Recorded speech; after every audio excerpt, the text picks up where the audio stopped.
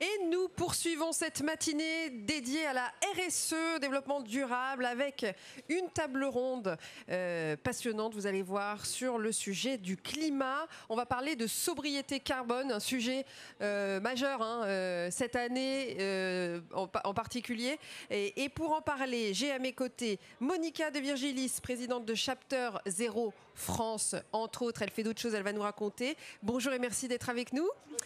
Et puis nous avons également Timothée Quelard. Bonjour Timothée, co-fondateur d'Ecodev. Bonjour. Ecodev, qu'est-ce que c'est en quelques mots? Une société qui accompagne depuis plus de 10 ans les entreprises dans leur politique RSE. Voilà, Timothée qui connaît bien le sujet aussi. Et Monica, alors Monica, Chapter Zero France, c'est une association. C'est une association à but non lucratif de type loi 1901. Oui. Qui vise à constituer une communauté d'administrateurs, indépendants, qui souhaitent s'engager davantage dans la lutte contre le changement climatique et en particulier dans le parcours de meilleure compréhension des enjeux de changement climatique et la prise de décision informée au sein des sociétés qui servent dans leur board. Alors, première question pour vous, Monica. Pourquoi les administrateurs doivent-ils s'investir davantage dans la problématique climat? Pourquoi est-ce que c'est un enjeu? La prise en compte du changement climatique rentre pleinement dans le devoir, dans la responsabilité de l'administrateur, dans le devoir de diligence de l'administrateur. Le changement climatique comporte des risques majeurs, mais aussi des opportunités.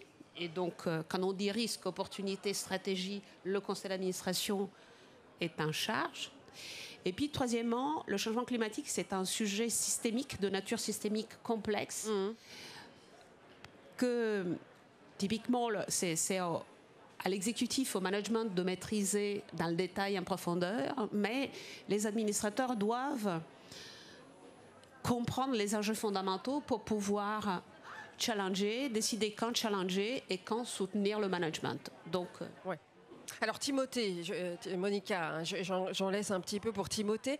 Timothée, on en est où du côté justement des conseils d'administration? Est-ce qu'il y a une prise de conscience qui s'est généralisée après la crise Covid? On sentait que c'était une porte d'entrée, le carbone, vers les problématiques de RSE. Est-ce que là, ça devient beaucoup plus central, voire même stratégique?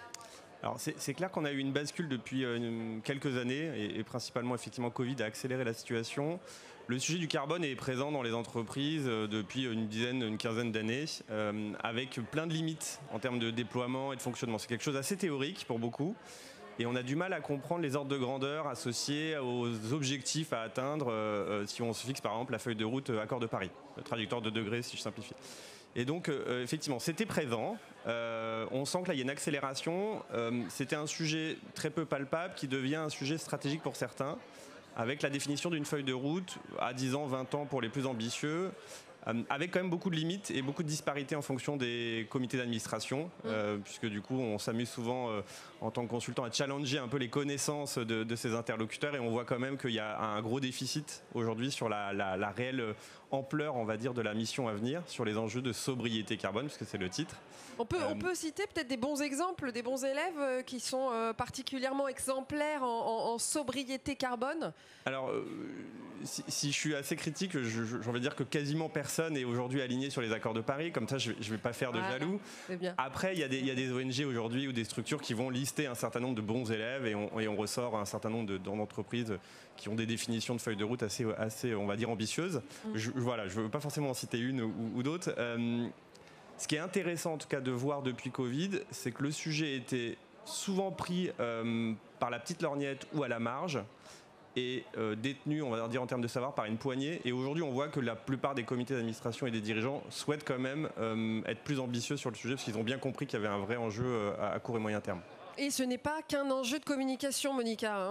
Ah oui, donc le conseil d'administration intervient quand il s'agit d'engager la société dans une trajectoire et dans un commitment de type SBTI, donc Science Based Target. Et ceci parce que s'engager dans une trajectoire de réduction à 2050, 2037, 2030 implique un plan d'investissement qui doit être constant dans le temps, d'année en année, quoi qu'il arrive, que le budget soit fait ou pas, que le business case soit là ou pas, que le dirigeant soit le même qui a décidé de ce comité ou pas. Donc c'est vraiment dans la durée.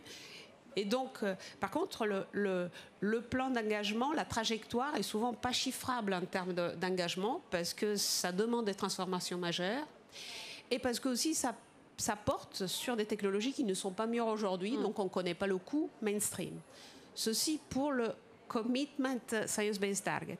Alors maintenant, pour ce qui est né de la politique de press release, communication, marketing, là je dirais il y a un peu de tout.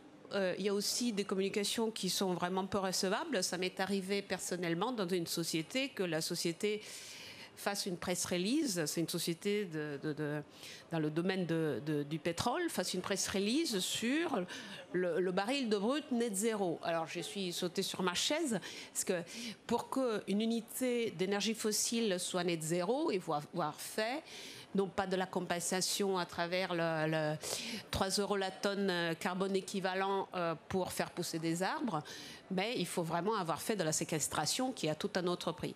Donc je dirais, sur la communication, je pense qu'il y a encore un peu la jungle. Je ne sais pas si tu es d'accord. Oui, Timothée, il y a un sujet d'ailleurs, je rebondis sur ce que dit Monica, sur la compensation. Je crois que le sujet carbone, il ne s'agit pas de prendre l'avion et de planter un arbre à côté pour compenser.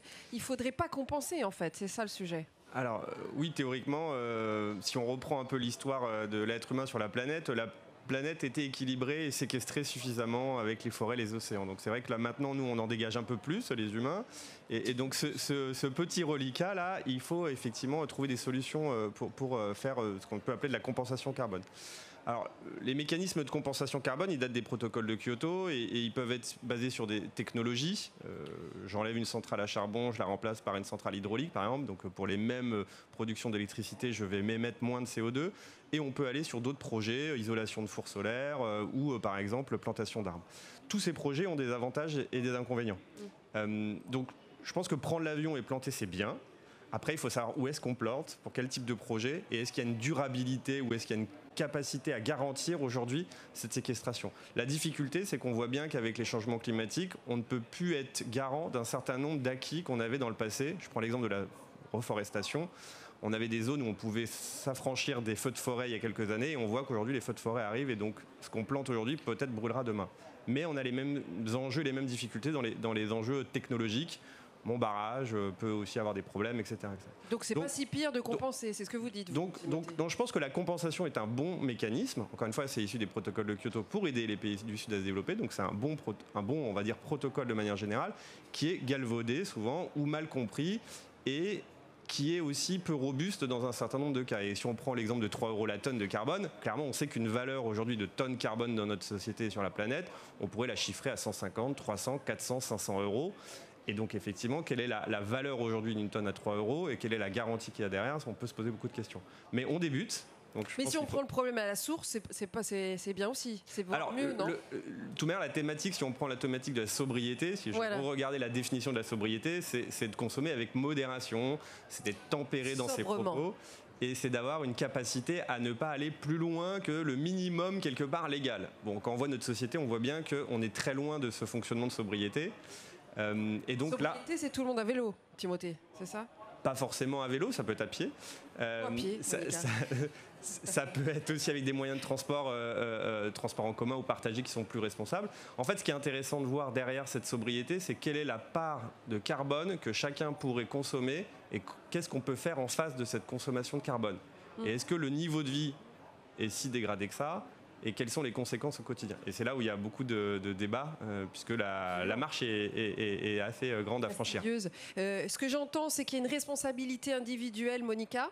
Ce qu'on sait également, c'est qu'il y a ce fameux Scope 3, et cette responsabilité des fournisseurs, en fait, on parle ici d'émissions de CO2 indirectes, en fait, qu'il faut savoir pouvoir mesurer aussi. C'est une question de mesure aussi. Oui, moi je dirais qu'il y a deux zones grises d'ombre difficiles. Une, c'est, comme vous dites, le Scope 3, et l'autre, c'est les émissions évitées. Donc le Scope 3, concerne toutes les externalités, à la fois dans le upstream et le downstream. Très difficile à calculer, mais c'est pour plein de secteurs. Moi, je dirais la majorité, c'est la partie la plus significative.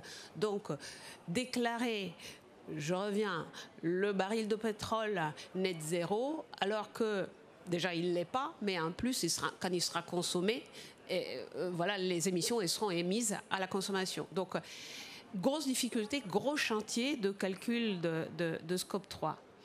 Et puis, il y a les émissions évitées. Il y a plein de sociétés qui, par leurs produits, par leur technologie, habilitent leurs fournisseurs à une moindre consommation. Donc, je pense que ça, c'est ce qu'on appelle comme placeholder, je dirais, Scope 4. Et c'est aussi un chantier fort intéressant parce que ça permet vraiment de différencier deux sociétés qui ont le même produit, le même gamme de produits, mais un plus vertueux que d'autres qui permettent une meilleure consommation, moindre consommation d'énergie.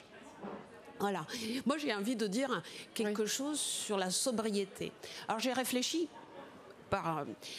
personnellement, j'ai fait des choix de sobriété corrects, modérés. Surtout, c'est vraiment la pandémie qui m'a complètement bouleversée. Comme quoi, par exemple, alors, Monica? Parce que justement, on va y venir là, aux solutions concrètes avec Timothée. Donc, dites-nous, vous, quelles sont vos solutions à vous? C'est autour de la nourriture. Donc, et puis donc, les ça transports. Veut dire quoi, le flexitarisme, moins de viande, de réduire la viande, de réduire la consommation de fruits et légumes qui viennent exotiques. Voilà, une attention au jour le jour dans la vie de moi et de ma famille. Par contre, ceci est vraiment une goutte dans la mer.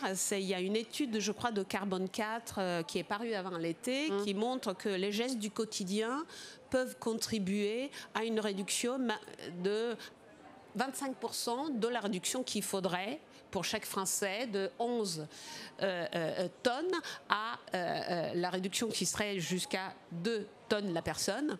Et bien finalement, les gestes du quotidien peuvent contribuer jusqu'à 2 tonnes. Donc c'est assez moindre. Et alors, ceci pour l'individu, pour le citoyen.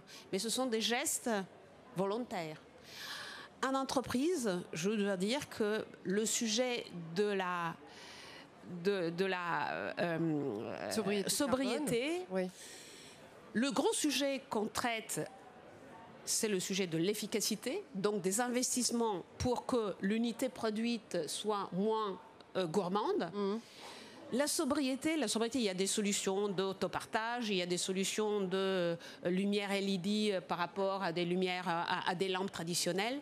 Mais tout ça amène, on en discutait hier, l'effet rebond. C'est que ça consomme moins à l'unité, mais globalement, on est dans une société de consommation, on consomme plus, on illumine plus, on voyage plus.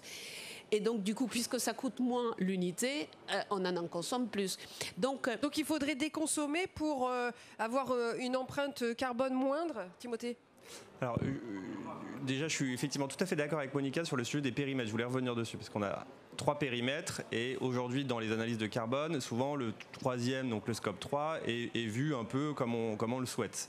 Donc il y a une vraie difficulté déjà d'avoir les vrais indicateurs, puisque du coup, si on ne part pas sur la bonne base, c'est compliqué de savoir quel est le bon objectif. Sur quel indicateur alors, il y a plein de façons aujourd'hui d'appréhender le sujet. Mais aujourd'hui, c'est facile, parce qu'il faut commencer par là quand même, c'est de s'auditer, de savoir combien on consomme nos produits de CO2. Effectivement, quand on parle de moyenne, 11 tonnes, 12 tonnes, et qu'il faudrait arriver à 2 tonnes, ça c'est une moyenne des Français. Après, il faut quand même voir dans cette moyenne que 20% des Français représentent 50% et que 50% des Français représentent 20% de ce total. Mais alors, les entreprises Donc sur les entreprises, c'est pareil. Vous avez des entreprises, je ne vais pas forcément citer, mais il y a des secteurs d'activité. Vous prenez l'industrie de manière générale, est extrêmement consommateur d'énergie au regard d'industries, d'entreprises tertiaires. Après, on peut faire des ratios par personne, on peut faire des ratios par euro vendu, etc. Donc ce qui est intéressant, c'est que les outils aujourd'hui de pilotage sur le carbone existent. Ils sont mal ou souvent déployés partiellement, mais ils existent. Alors, parce qu'il y a 10 ans... Quels sont-ils? Tout simplement le bilan carbone que l'ADEME a développé. Numéro 1. Mais ça, si on devait conseiller l'étape, la première étape, c'est quand même de savoir combien on produit de CO2. Mais tout le monde ne le fait pas encore. Alors, c'est pas obligatoire. Ce qui est compliqué, c'est que la réglementation aujourd'hui impose un périmètre qui est partiel, qui est le périmètre direct des émissions et ne va pas jusqu'aux émissions indirectes, qui représentent, comme Monica le disait, une grande majorité des émissions pour la plupart des activités. Donc déjà, on a ce contexte légal qui n'est pas favorable. Donc, on a l'outil bilan carbone, par exemple, ou d'autres protocoles, GHG protocoles, etc. Et aujourd'hui, depuis 4-5 ans, on sent qu'il y a une montée en puissance d'outils pour aller faire une revue critique de cette première photographie et définir une feuille de route. Alors ça peut être... Qu'est-ce que ça veut dire, ça, une revue critique de ça?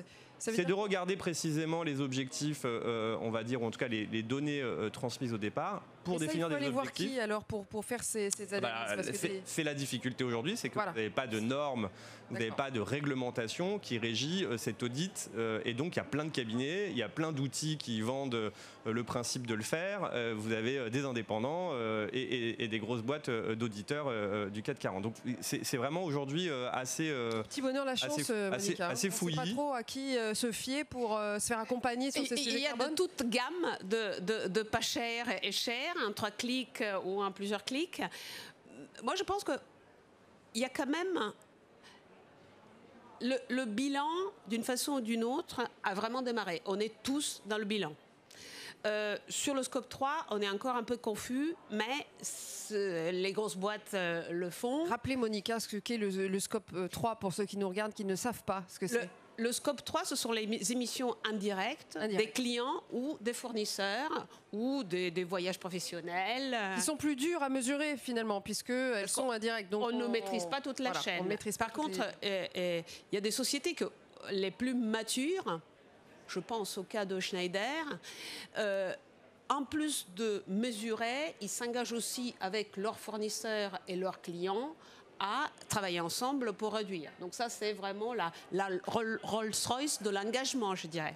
Alors maintenant, au-delà comme le cas que je viens de citer, au-delà de la comptabilité, il faut prendre des actions. Comptabilité, on comptabilise, bien ou mal, mais puis après, il faut vraiment prendre des actions. Les actions dont s'occupe notamment l'association dont vous vous occupez, Chapter Zero France. Oui, l'association, elle vise à aider nous, administrateurs. Moi, je suis administratrice de 2 sociétés cotées et une société non cotée. Donc, on voit déjà, en fonction de l'actionnariat, en fonction de la taille, la différence de maturité, que le conseil d'administration puisse prendre des décisions de sa façon informée. Aujourd'hui, la problématique que je disais est vraiment difficile, compliquée. Un des parrains de Chapter Zero France, qui est Jean Lemierre, le président de BNP Paribas, dit la problématique est technique, il faut que les administrateurs travaillent leur copie, étudient, lisent, discutent entre eux. Donc Chapter Zero France fait 2 choses, organise, disons, des formations type sensibilisation à travers des panels, des débats d'experts. On essaye d'organiser des débats contradictoires de façon à mettre en évidence aussi des choses qui sont encore pas prêtes, pas alignées, sur lesquelles on n'est pas encore d'accord. Et puis il y a un deuxième dispositif, ce que l'on appelle les dialogues huis clos, où il n'y a que des administrateurs sur les règles de Chatham House, et on discute entre nous de certaines, disons, montée en puissance de certains dispositifs, comme l'Ocean Climate, comme d'autres, comme les attentes investisseurs à intégrer dans les états financiers le risque climat. Donc tout ça, voilà, il y a ces deux dispositifs. Donc Chapter Zero France, c'est une association de personnes, donc ce ne sont pas les entreprises, mais les personnes, ce sont les administrateurs et des experts, comme Timothée, tu pourrais l'être. Timothée, je t'invite aussi à Ecodev. Je fais un petit pont. Oui. Comment vous les accompagnez, vous, vos clients qui sont aussi diverses sur la question du carbone alors nous, ça va faire 12 ans qu'on accompagne des entreprises publiques privées sur ces enjeux climat, par exemple, ou RSE au sens large. Alors, il y a une dizaine d'années, c'était vraiment de l'évangélisation et d'aller convaincre. Aujourd'hui, on est vraiment dans une position où on va informer, sensibiliser avec la volonté déjà d'avoir l'information. Donc, il y a eu une bascule. Donc, ça, c'est intéressant. Ce que disait Monica, l'information. Ouais. Après, il y a l'outillage qui est essentiel. La bonne photographie, c'est chouette. Ça permet d'aller voir là où ça fait mal, en fait. Et après, il y a la définition de la feuille de route. Donc c'est du conseil assez classique. Je voulais quand même faire une remarque sur le sujet de la feuille de route, qui est extrêmement difficile à tenir pour un certain nombre de modèles d'affaires. Parce que dire, si je simplifie pour remettre les ordres de grandeur, puisque quand on pose des questions, nous, aux dirigeants qu'on accompagne sur leur empreinte carbone, peu sont capables de connaître déjà, de donner leur propre empreinte carbone. Donc déjà, d'avoir des repères de 11 tonnes et objectifs arrivés à 2 tonnes, on voit que c'est un gap assez violent. Et quand on commence à mettre en face qu'on peut avoir finalement comme outil pour continuer à faire de la croissance ou de la productivité sur certains modèles d'affaires, on voit que c'est pas compatible. Alors une solution pour... Donc il faut changer de modèle d'affaires, il faut changer de paradigme, il faut changer de vision, parce qu'on ne peut pas tenir aujourd'hui, et on le voit tous les ans avec le jour du dépassement par exemple du VVF qui vous dit que au 29 juillet, on avait consommé 2,9 fois la planète et que ça s'est accéléré de 21 jours comparé à l'année précédente, qui était l'année Covid, qui était la bonne année sur les enjeux climat, puisque l'année Covid, la première, c'était moins 7% de CO2 au niveau de la planète. Donc cet effort qui était redoutable pour tout le monde doit être fait tous les ans jusqu'en 2050 pour arriver à tenir nos objectifs. Donc 7% au début, c'est assez simple. 7% dans 10 ans, quand on aura normalement bien réduit, ça sera beaucoup plus difficile. Donc il faut s'attaquer au modèle d'affaires. Il faut être créatif. Il faut innover. Il faut être capable d'avoir un courage politique aussi qui arrête de soutenir peut-être certaines économies qui, certes, ont de l'emploi, mais ne sont pas compatibles avec nos objectifs. Et il faut miser sur aussi, je parlais de créativité, on peut parler de technologie, on peut parler d'innovation, mais surtout de la capacité de chacun de changer en fait, et d'accepter qu'on ne peut pas continuer ainsi. Alors, il y a des bons côtés et des mauvais côtés. Le mot de la fin, Timothée. Bon. Merci à tous les deux. On pourrait en parler des heures du sujet carbone. Monica, merci beaucoup. Merci D'être venue. Timothée Keller également. Et on continue cette matinée RSE. Merci.